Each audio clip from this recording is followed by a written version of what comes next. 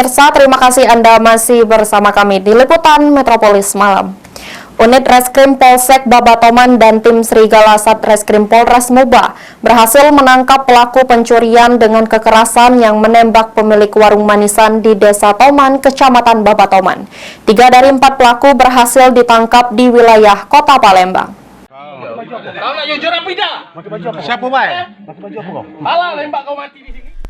Tim unit Reskrim Polsek Babatoman yang dibantu oleh tim Serigala Unit Pidum Polres Musi Banyuasin berhasil menangkap 3 dari 4 pelaku perampokan warung manisan di wilayah Desa Toman, Kecamatan Babatoman, Musi Banyuasin.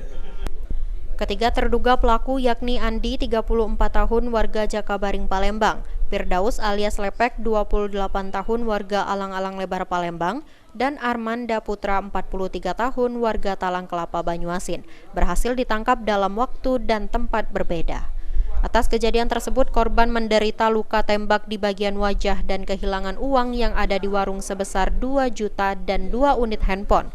Dan peristiwa ini telah dilaporkan di Polsek Babatoman yang tertuang dalam laporan polisi nomor LP-B-36-11-2023-SPKT-Polsek Babatoman Polres Muba tanggal 29 November 2023. Kapolres Muba AKBP Imam Syafi'i membenarkan adanya ungkap kasus tersebut dan saat ini para pelaku sudah diamankan di Polres Muba untuk proses hukum lebih lanjut, sementara 1 orang pelaku masih dalam pengejaran polisi.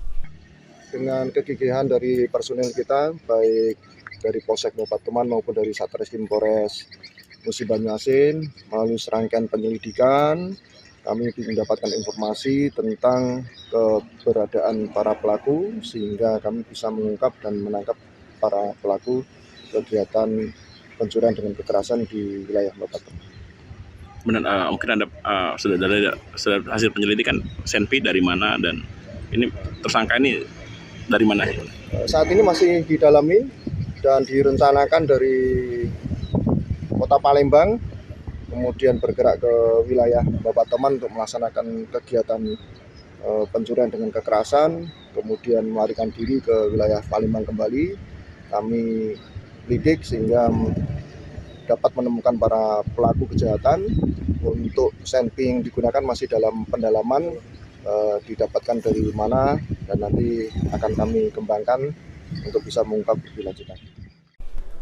Atas perbuatannya, ketiga tersangka dijerat dengan pasal 365 ayat 2 KUHP junto pasal 56 KUHP tentang pencurian dengan kekerasan yang ancaman hukumannya 12 tahun penjara. Ruzi Iskandar, PAL TV.